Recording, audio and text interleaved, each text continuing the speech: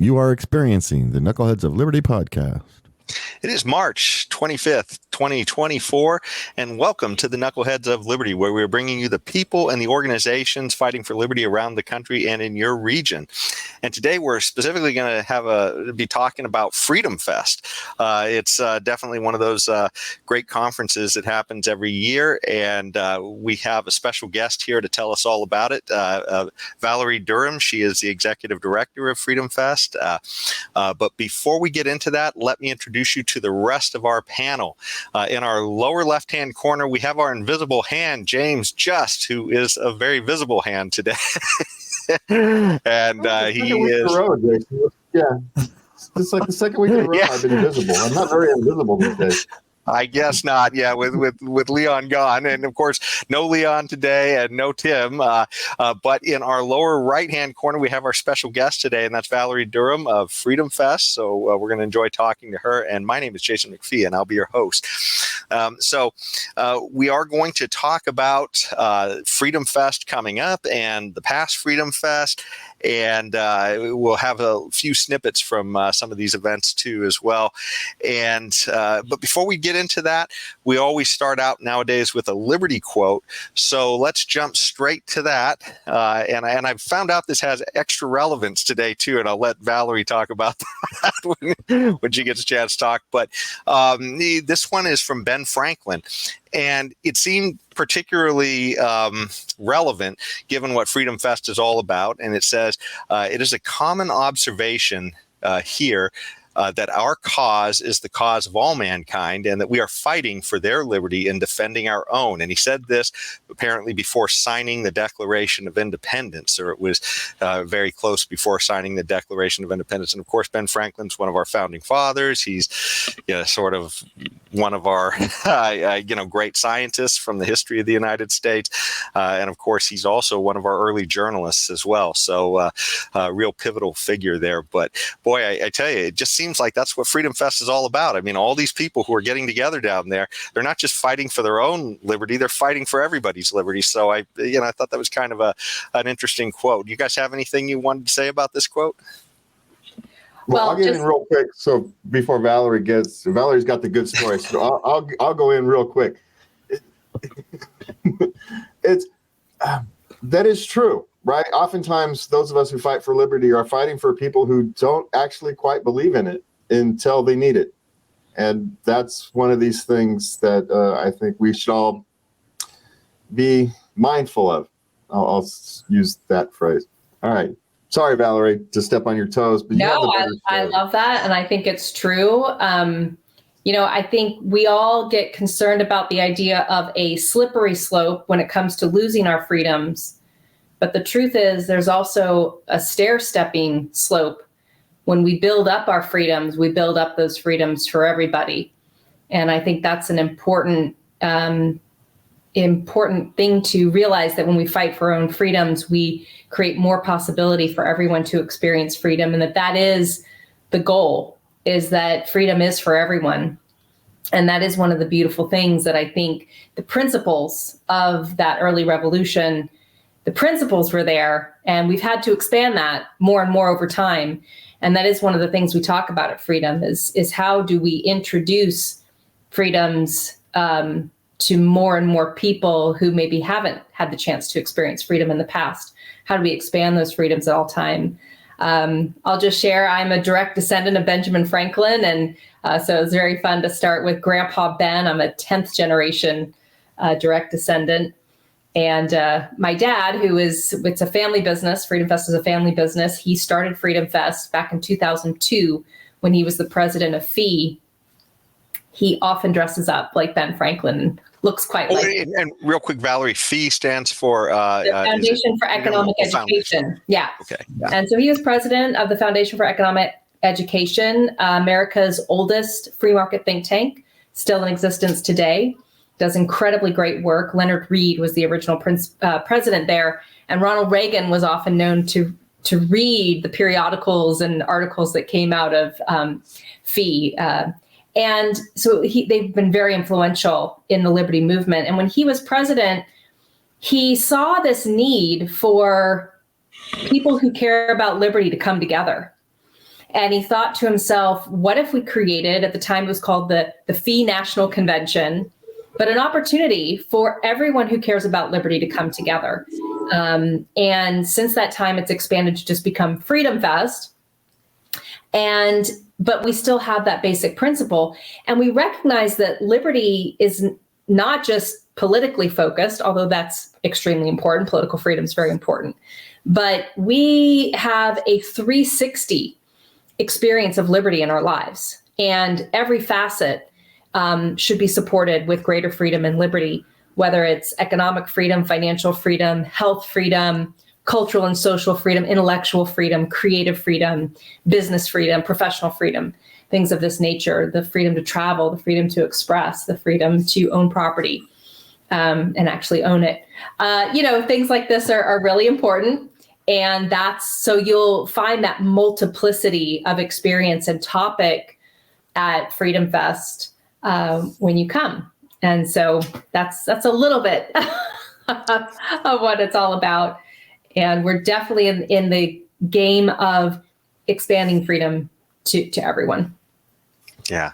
And, one of the things, too, that I can't help but thinking about with that quote with Ben Franklin as well is that often when we talk about something like freedom of speech, it's so important to anybody who knows that they're defending a freedom of speech that they have to defend the rights of the other people to speak too, because they realize if they don't do that, they're not going to be able to defend their own rights later on as well. So it's one of those things where you pretty much have to take up the torch for everybody, or no one is going to be defended. So I just, to me, that quote is a pretty interesting quote. But getting to Freedom Fest, though, this is one of those things you've kind of already given us a little bit of background sort of about what it's about and how it evolved. I think now would probably be a good time to share a video that they had, you guys have on your YouTube page that sort of tells people what Freedom Fest is about. I've edited it down from about 3.5 to 2 minutes, but I think it's a pretty good overview, and it's also sort of started and ended by somebody we really love on this show, Larry Sharp, who we've had a few times on here. So let's bring up that video, James, KOL number 1.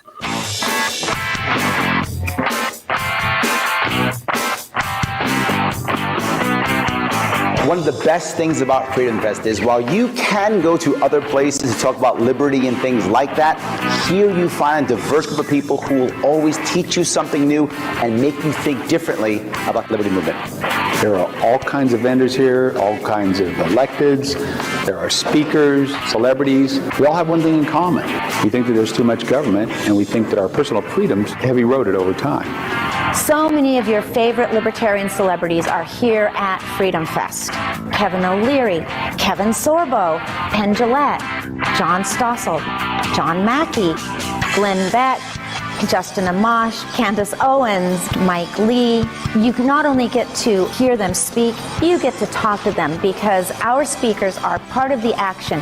Freedom Fest is an amazing opportunity for freedom lovers from all over the world to meet and interact, to strategize, and come up with ways to advance our principles both in the culture and within the political space.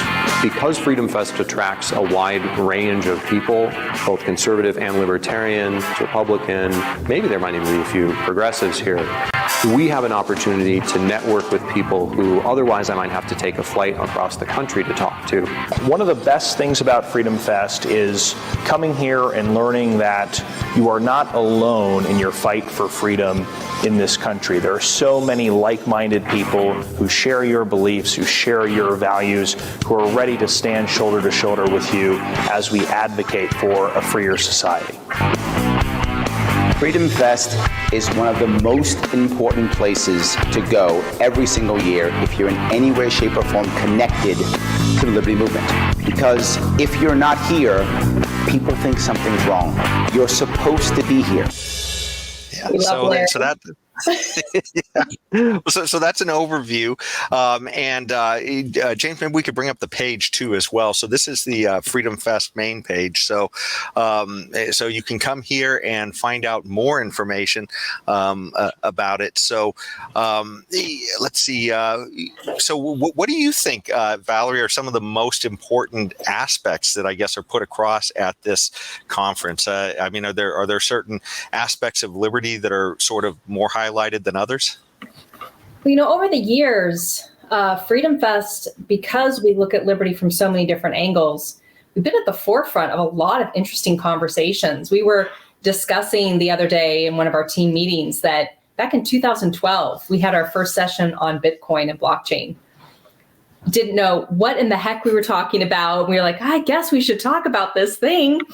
And we were also laughing because a couple years in, we had a few more sessions.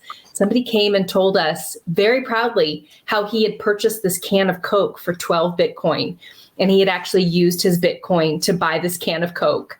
And we were laughing a couple weeks ago, like that poor dude. He spent 12 Bitcoin on a can of Coke. Like, oh my gosh, he must just be like this. So, drug legalization, we were talking about that way back in the day. We were talking about, sex work legalization. Now we're looking at a bunch of AI stuff. And so what we talk about at Freedom Fest often changes as we move closer to and farther away from liberty. And so every year is a little bit different. One of the things you might have noticed from that video that we just showed, there was a lot of Wild West theme. And every year we have a different theme. And we've had a lot of really interesting themes. In 2017, that was our 10-year anniversary. We called it Exploring New Frontiers. And we had William Shatner come and talk about his career and some of the things he'd experienced through his very profound work ethic. And other years we've had, Healthy, Wealthy, and Wise, where my dad showed up as Benjamin Franklin to introduce the crowd. That's the year we were in South Dakota. We've had a lot of other themes that take us in different directions. This year, our theme is Brave New World.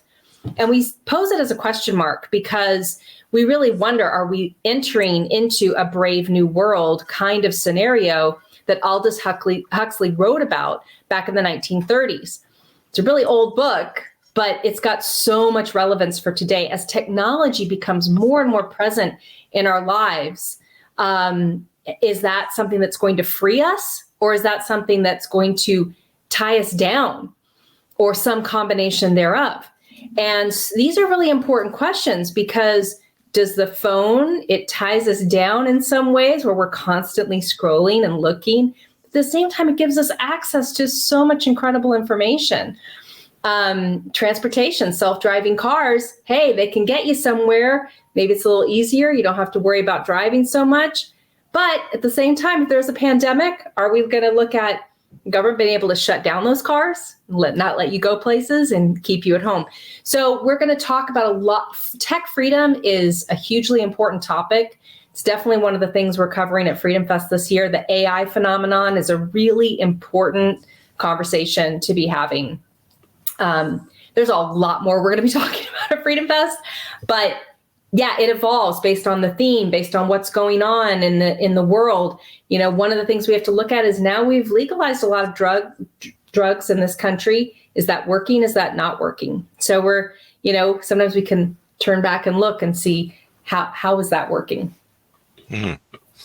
Yeah, no, it seems to be pretty amazing the way everything is changing so fast. I mean, I'm hearing about some of these. I can't remember what the name of the company is, but some of these car companies now, these sort of cab companies, actually have autonomous vehicles on the roads already. So yes. I mean, these things all start to bring up new legal questions, I guess, and maybe questions about that might.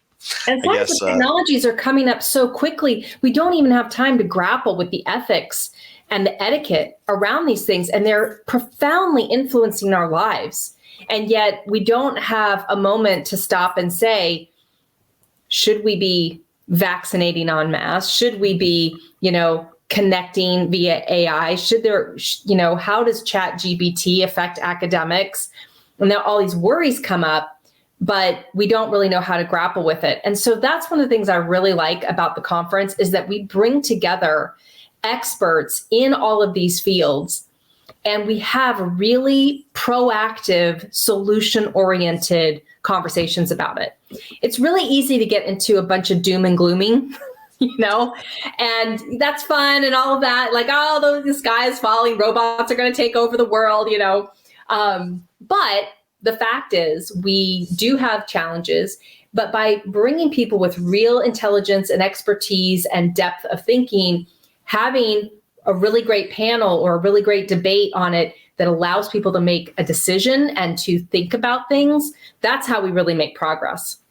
So that's one of the cool things. Lots of debates, lots of panels, 250 to 300 speakers at this 4-day conference. So their choices of what you get to learn about are just amazing.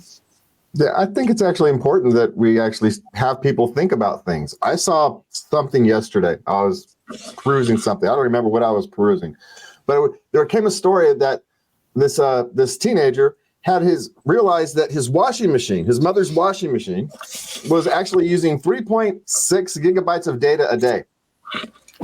And, what is your washing machine? What is your washing machine doing that's using 3.6 gigabytes of data? It's like laundering money. I know. It's mining Bitcoin. Like, I don't know. It's doing something. But the question is, we need to think about, why does our washing machine need to connect to the internet? Now, maybe you do. Maybe you have a disabled person or someone who needs more supervision in their lives. Right. They're autistic, and in order to live a relatively free life, they need someone to supervise. Hey, are you actually washing your clothes? Are you washing your dishes? Okay, so maybe there's circumstances where that's reasonable. But for the average person, can't think of a single reason why my washing machine needs to be connected to the internet. But people should have the freedom to make that choice, but we should think about it before we do. A lot of these problems can be solved by us simply choosing not to buy them, and then they go away. Unless we have a government entity that says we will have all electric cars by 2030 and you will have an electric car. And then we're facing all of these incredible issues with how long it takes to charge, and do you get stranded in the, what do you do about this? I read something similar. It's like, if we had all electric cars and somebody came by and said, I can provide a car that is way lighter, more efficient, takes less, rare earth minerals to prepare. You can refuel it in 10 minutes or less, 5 minutes. You can refuel and be back on the road. All of these things, we'd be like, it's a miracle. We're pushing ourselves into, again, if you want that, if the market supports it and you want to have that. But this idea of forcing and creating regulation is just way too ubiquitous in our society now. And unfortunately, both sides of the aisle, as they say, seem to be very comfortable with broad government edicts in whatever their favorite, whatever they think is correct. They're fully on board with just make that a government regulation and an edict and mandate. I think the other thing, James, to your point, the pandemic, I think, really revealed a lot of the ridiculousness and the lack of thinking that happened. There was so little common sense in certain areas. Like, just for example, shutting down healthier food restaurants, but McDonald's stayed open. Shutting down the gyms, but the liquor stores stayed open. Preventing small business from thriving, preventing people from getting together, just really said, nobody is thinking. I think about that every time I go through the stupid TSA, and everybody has to dump out their water bottles, which if they were actually dangerous, why do we have a can right in the middle of that security checkpoint filled with these very dangerous fluids? I just think that's not, if we really think that this is dangerous, shouldn't we dispose of that somewhere else and not in the trash can that's right there as all of us are going through the TSA? So there's a lot of common sense that just really doesn't get considered. Well, I have a bit of good news for all of us. Me and my daughter, she's 25. We were talking last night. Her car, I have a 2015 Kia. She has a 2016. And we were talking about how lucky we are that we got kind of the last cars you can get that are off grid. Yep. There's no tracking on our cars. There's, we got a real basic model, so there's no tracking. There's no, the closest thing we have to being on the grid is the satellite radio we don't pay for. So, Yeah. and it has value. It really does. So we feel lucky that we've got these. Yeah. Cars. I have a similar. I have a 2010 Lexus, and not planning on selling it. Selling it. I'm gonna keep this thing running until the wheels fall off, and then I'll put them back on. That's what I'm gonna do. Put it back on. It's really true. You know what's interesting too about the cars and the appliances and all those, I mean, is how much are they spying on you? But all the spying isn't necessarily, set up by the companies originally. A lot of times the government wants this information, like when you talk about your car, whether it has to do with emissions or your, potentially safety issues on the car, they actually want some of this information, and they force the car companies to give them that information. So, they're not always just collecting the information just because they want to spy on you. So, I mean, at least the manufacturers. Yeah. They all want our information for whatever. But sometimes that information is valid. Like one of the issues I had with my car early on was its engine blew up because it was part of that a recall. They had some of their Kia engines had a knock issue, and if it went on too long, but if they get data, that data can be useful to catch those things early. But I should have the ability to opt in, opt out, or choose to. I'm going to risk blowing the engine up or having the problem because I don't want to have to download this data every night or whatever it is. So but again, we should all have the freedom to make conversations. What's reasonable? What's not reasonable? What's effective? What's not effective? And that's one of the things that I really enjoy about the panels, the debates. And we also team up with a lot of really fantastic organizations and think tanks, grassroots organizations, groups that are doing great work in various areas. And that's what's so cool. Our exhibit hall is called the Trade Show for Liberty. And we have all the best, nonprofit organizations who are coming and talking about the work they're doing in health freedom or on, vaccines or in transportation. We've been talking with the National Motorists Association about some of the work that they're doing. We have Cato and Reason and AIER, FEE, all of these groups, and they're doing tremendous work. And it's so awesome because you can walk into that exhibit hall and just go to booth and actually talk directly with the people doing the most important liberty work. And that's one of the really cool features. That might be a good segue for us to jump into the KOL video too, where we actually show ourselves going to these booths and finding out. So I think we just have enough time to squeeze that in before the break. So.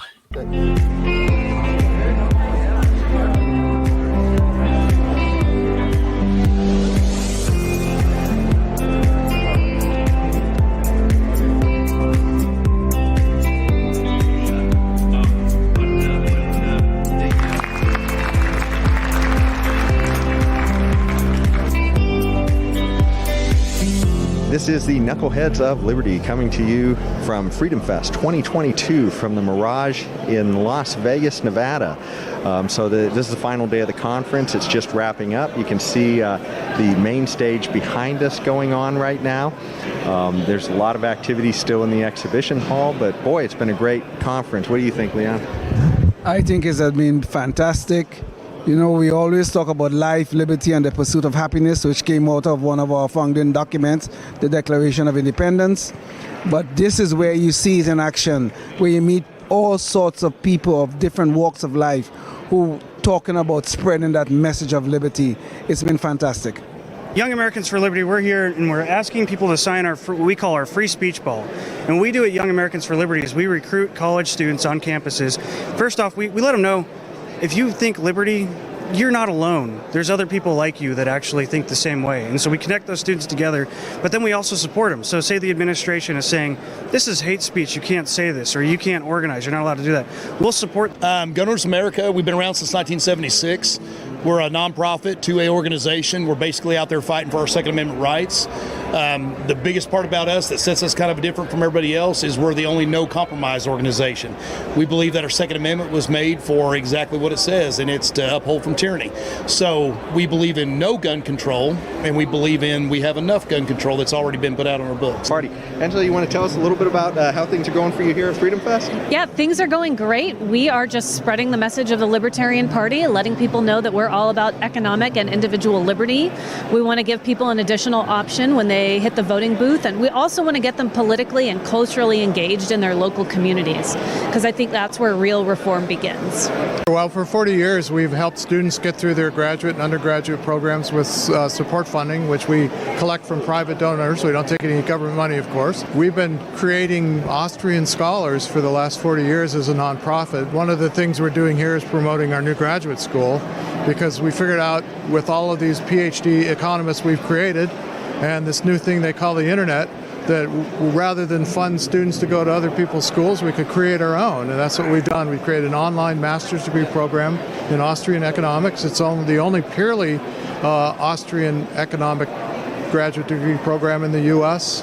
We're a nonprofit organization. We're in 35 different states, and what we do is we help grassroots activists understand the principles of freedom, the principles that have built the most successful civilizations in history, and then we help them learn how to activate upon those principles, how to be activists for policies, but then how to implement those changes on a city level, a county level, a state level, and a federal level, really teaching them the skills to be better advocates for free societies. Yes. So we are an organization that goes to conservative, libertarian, Republican audiences, those on the right, and we talk about why the death penalty is not an effective system. Here's a couple of reasons why. It's costly, ineffective, and it's wasteful. It doesn't help murder victims' family. It does not serve as a deterrent to crime, and it doesn't keep us safe.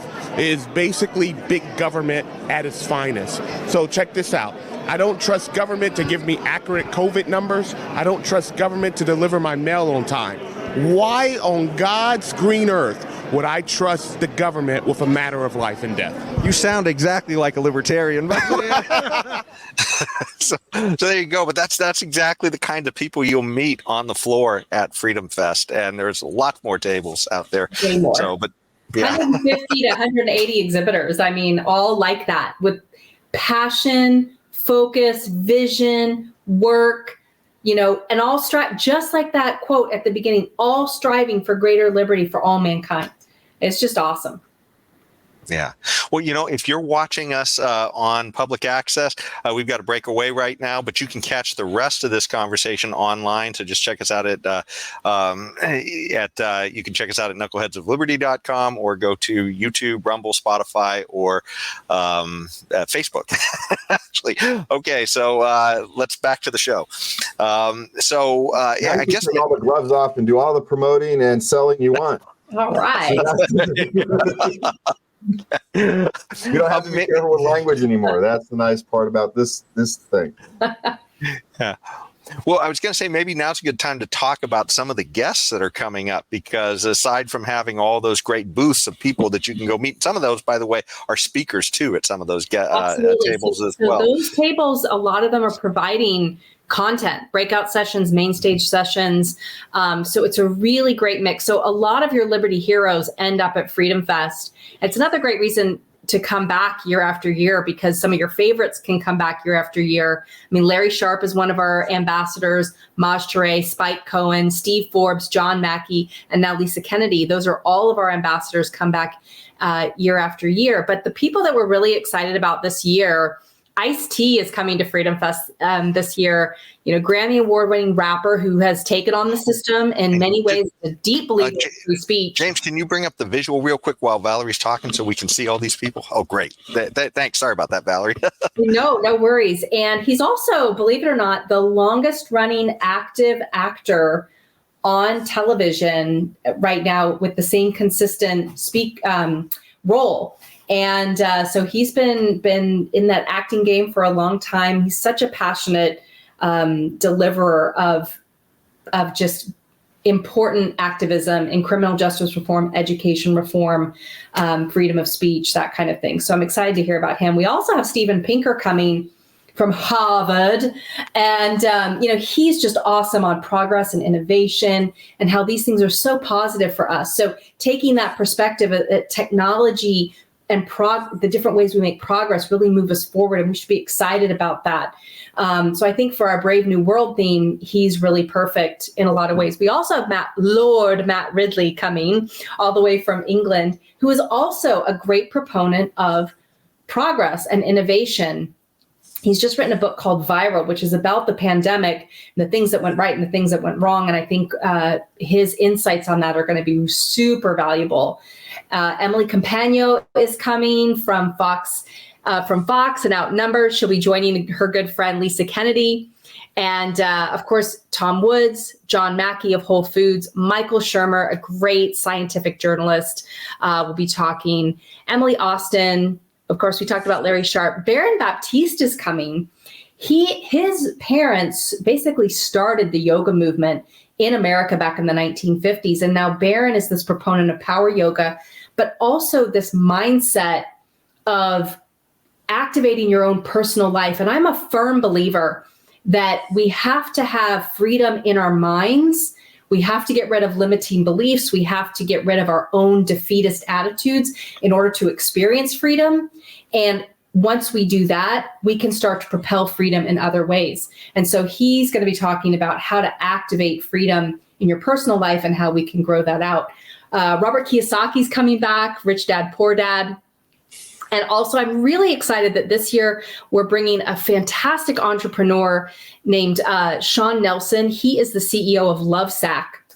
And he's just an awesome, practically rags to riches story. Not quite, but, he started as a college student building these crazy bean bags, and he's turned it into this, NASDAQ major corporation that produces these built to last, designed to last furnishings for people. He's got an awesome perspective on capitalism, conscious capitalism, creating products and businesses that really develop freedom and support us. So he's really awesome.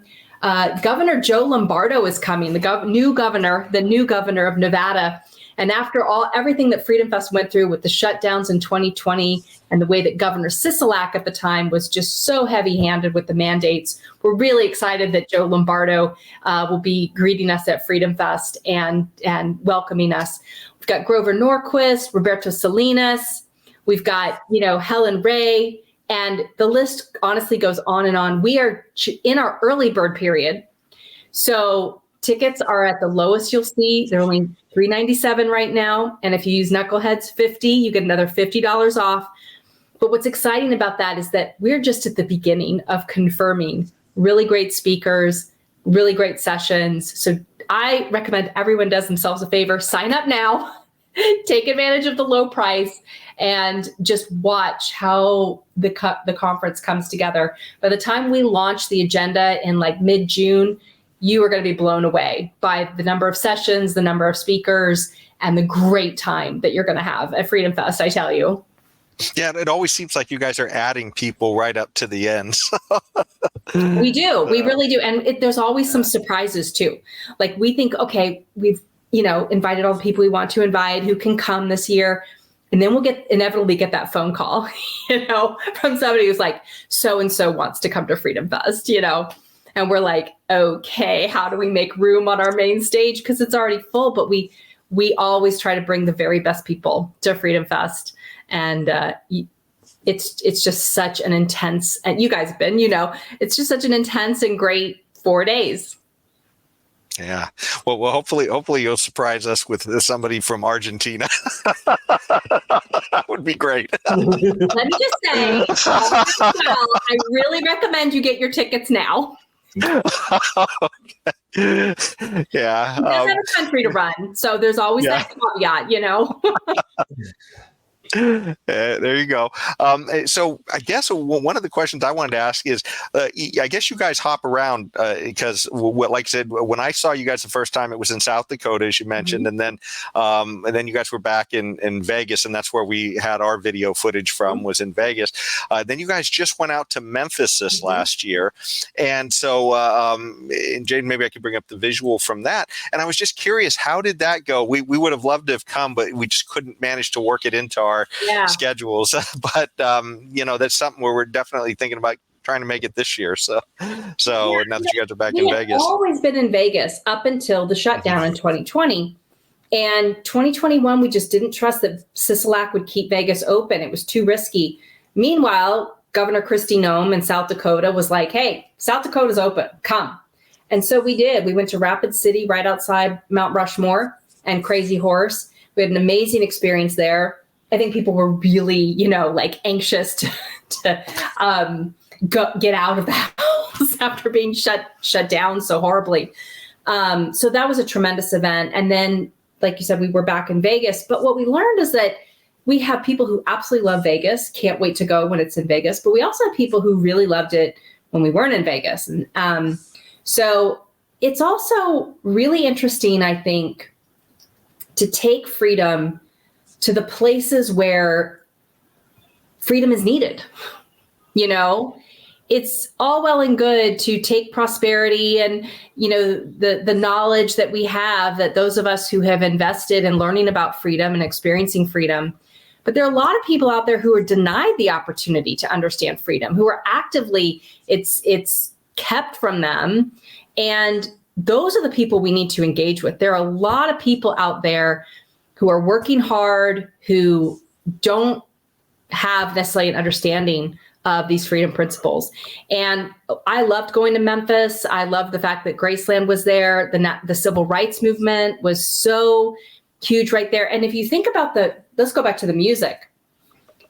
What a great symbol. In Memphis, you had different people and different cultures coming together and spontaneously creating a new art form, super expressive in the blues, soul, and rock and roll. And that is the essence of a free society where people come together and they collaborate and they form new and better things, whether it's technology or business or services or art forms. That is the essence of freedom. And I just thought that was a beautiful symbol of what freedom is all about and what we're striving for, is that opportunity to collaborate and build, we always talk about capitalism being about competition. Well, that's only one of the 3 C's of capitalism to me. And the other 2 are cooperation and collaboration. And actually those are actually more important than competition. Competition is the refiner's fire to make your product or your service better. But collaboration and cooperation, as Leonard Reed and iPencil points out, that's how you actually make things happen. You collaborate with your vendors, with your suppliers, with your clients, with your stockholders. That's how you're all building something together to make that happen. And so we really got to stress a lot more the collaborative and cooperative nature of capitalism, not just the competitive nature of it. Yeah. That essay, The Pencil, there's a video of that, and I actually keep that pinned on our Facebook page. So that Pencil is an awesome allegory for free market economics. Yeah, because I figure, if somebody comes there and if they click on that video, then that'll give them a good, at least top level understanding of at least what we're trying to do. So, Memphis was great, and we really enjoyed it. We had a lower turnout there than we expected. I think there was a lot going on with the economy.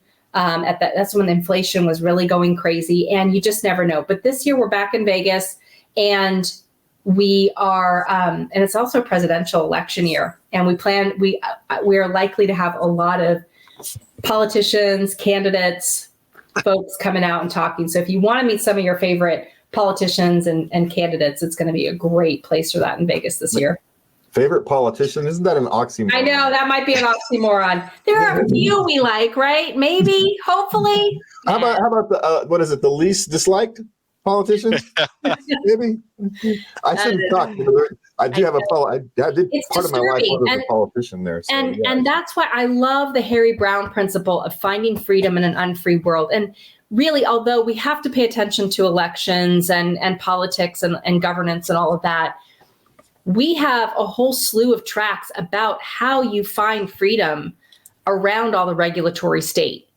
And that's, financial freedom, taking care of your own health, finding alternative living zones where maybe you want to live in a Prospera community or in Lieberland, those folks are with us. So it's a great way to learn how you can live freer regardless of what happens. And that's if you haven't read Harry Brown's book, How to Live Free in an Unfree World, it's a very interesting read. But I think that principle of okay, whatever happens, how can I and my family and my business partners and my community, how can we choose to live freer no matter what? And that's an important ownership and sovereignty mentality that's super important, that we don't. The essence of freedom is to not be a victim and to have that sense of sovereignty and choice. And we can maintain that no matter what.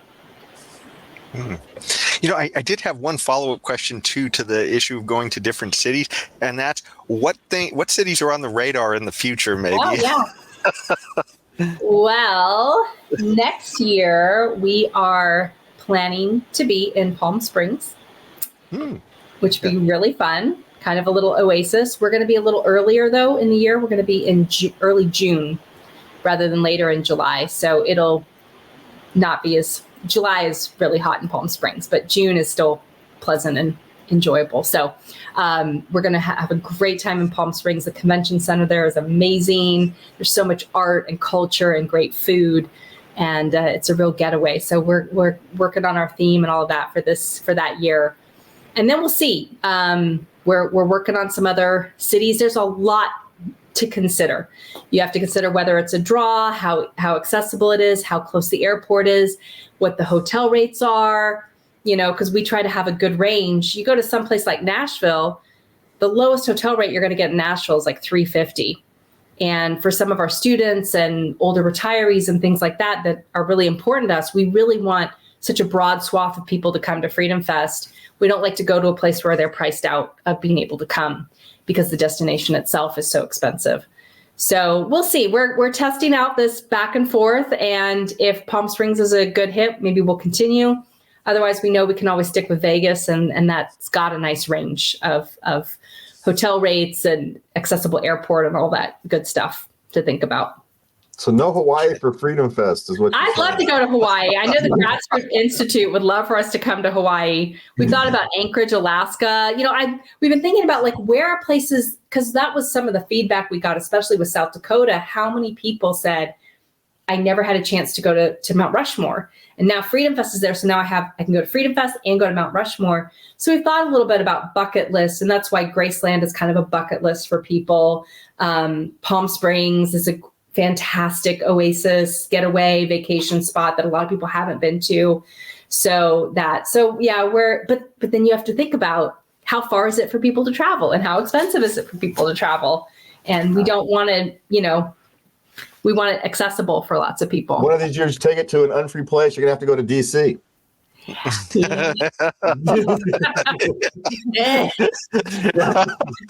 As somebody who lives in DC, I'm okay if we don't go to DC. Well, see, I always like being in DC, not because of DC. It's because of the Civil War battlefields that are within a couple hours drive. I homeschooled my son living here in DC, having access to the museums and so many of the historic sites right here. I mean, let me tell you, it was really, we didn't do any school. We would just go to Antietam, go to Gettysburg. We just went all the places and learned from the actual sites. It was pretty cool. Yeah, that's how I loved history. That's my learn of history, was walking those battlefields. I learned to love history doing that. It becomes didn't love history in school, but I loved it when I got to study it on my own. Imagine that. I hear you. Yeah. Totally hear you. Well, Valerie, as we start to get close to the end here, I wanted to just check with you. Are there any other things? I know they have the Anthem Film Festival in the past. Is that going to be a part of what you're doing? About that. Okay. Yeah. So again, going with our 360 Liberty experience, we do have a full film festival, and it is awesome. It's called the Anthem Film Festival. It's been around for over 10 years now, and we get great long and short form narrative and documentary films that celebrate choice, accountability, and freedom. And it is and it runs concurrent in one of the breakout rooms. We outfit it like a theater, and you can go in and not only watch the films, but the filmmakers come. We do really interesting panels after the end of the various films or collection of shorts. And so you get to engage and really talk about the films, which is totally awesome. We have a lounge attached to it. You can come in and meet the filmmakers. A couple of the other features we also have the Global Financial Summit, which is a full track of financial freedom oriented sessions.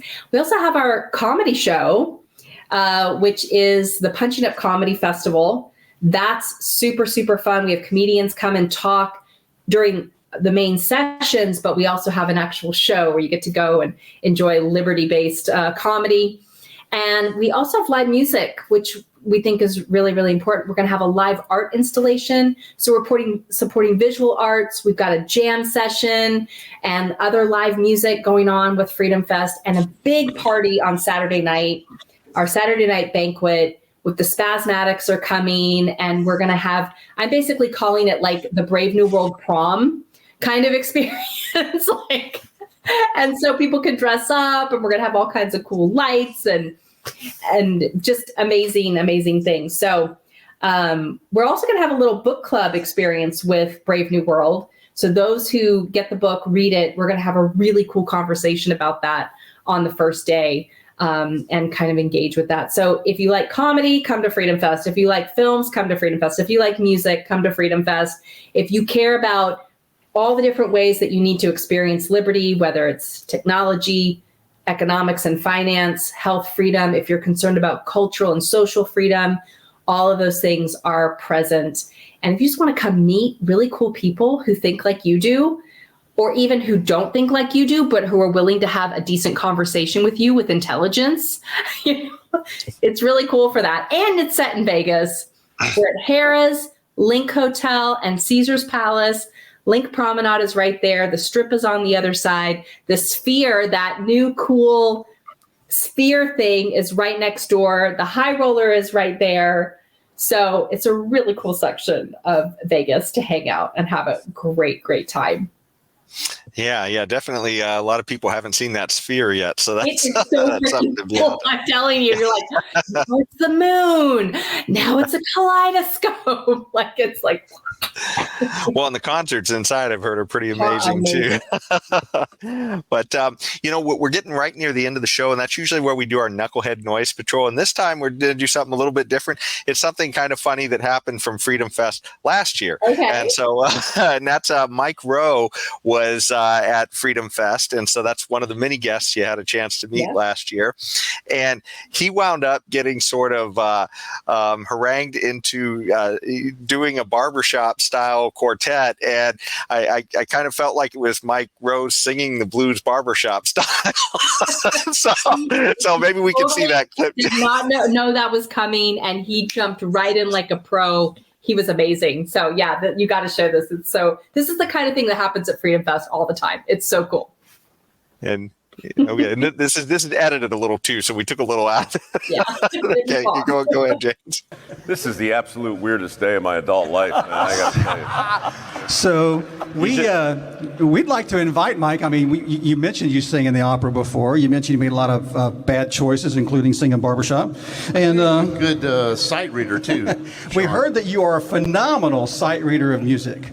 So we'd like to invite you to sing with us. You're wearing the wrong hat. With you. All right. That's not bad. That's our gift to you. Not bad. God, I look like a Pez dispenser. Last night alone on our way home, you turned and said to me, saw my flies now. I love you. By my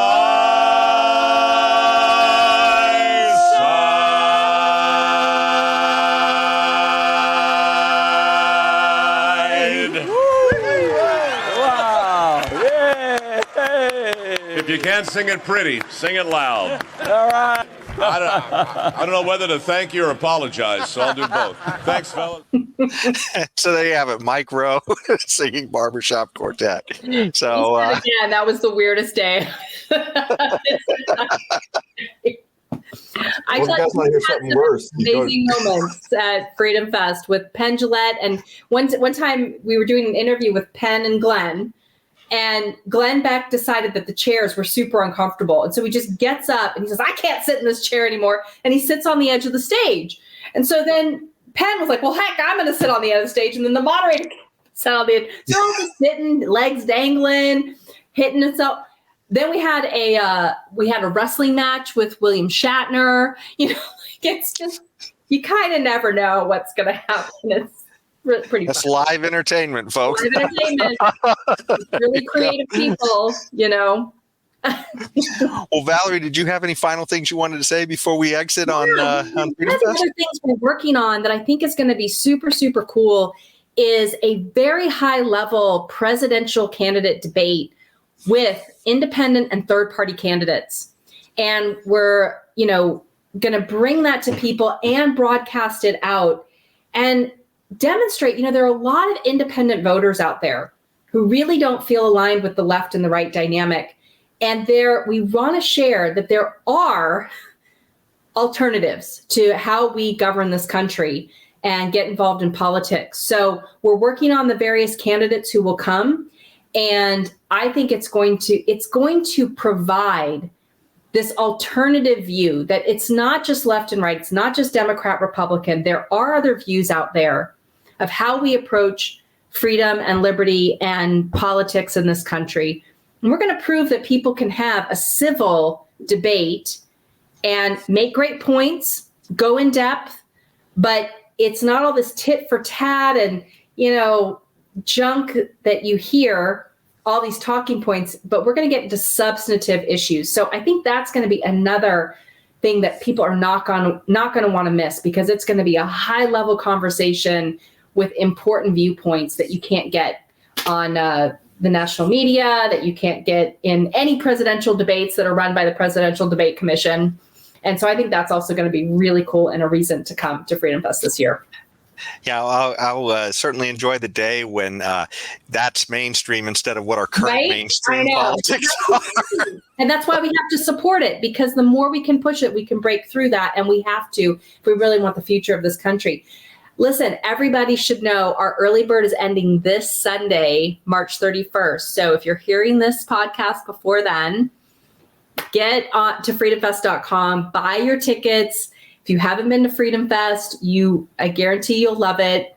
And regardless of when you do come to freedomfest.com, use Knuckleheads50 for $50 off, whatever the current attendee rate is, and you'll get an extra $50 off. So if you care about freedom in your personal life or in our society, Freedom Fest is the place to come and engage with people who are trying to make a difference. And you can find out ways you can make a bigger difference in your own life and in your community, in your business, all of that. It's pretty amazing.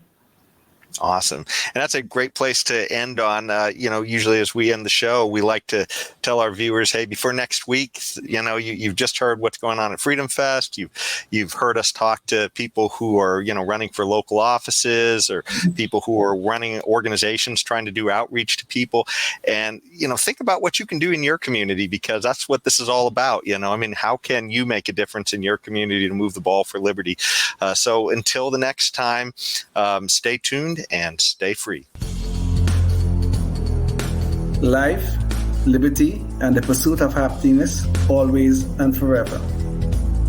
Thank you for listening to the Knuckleheads of Liberty podcast.